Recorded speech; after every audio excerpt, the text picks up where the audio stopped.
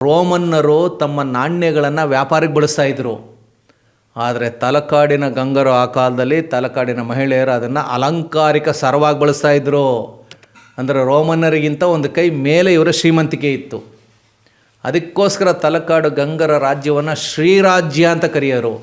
ಶ್ರೀ ರಾಜ್ಯ ಅಂದರೆ ಸಂಪತ್ತಿನ ರಾಜ್ಯ. ಶ್ರೀ ಅಂದರೆ ಲಕ್ಷ್ಮಿ. ಐ ಥಿಂಕ್ ಅದು ಶ್ರೀ ಪುರುಷನ ಕಾಲದಲ್ಲಿ. ಎಸ್, ಅಂದರೆ ಅದಕ್ಕಿಂತ ಹಿಂದೆನೂ ಈಗ ಶ್ರೀ ಪುರುಷ ಏಕಾಏಕಿ ಶ್ರೀಮಂತ ಮಾಡಲಿಲ್ಲ, ಅವನಿಗಿಂತ ಹಿಂದೆ ಇದ್ರಲ್ಲ, ಅವರೆಲ್ಲರ ದುಡಿಮೆ, ಅವರೆಲ್ಲರ ಮುಂದಾಲೋಚನೆಯಿಂದಾಗಿ ಅದು ಶ್ರೀ ರಾಜ್ಯ ಅಂದರೆ ಸಂಪದ್ಭರಿತವಾದಂಥ ರಾಜ್ಯ ಅಂಥೇಳಿ. ಅಂದರೆ ರೋಮನ್ ನಾಣ್ಯಗಳನ್ನು ಕಾಸಿನ ಸರದ ರೂಪದಲ್ಲಿ ಹಾಕ್ಕೊಂಡು ಮೆರೆದಂಥವರು ತಲಕಾಡಿನ ಮಹಿಳೆಯರು. ಅಂದರೆ ಕಾಸಿನ ಸರ ಯಾರು ಹಾಕ್ಕೊಳ್ತಾರೆ?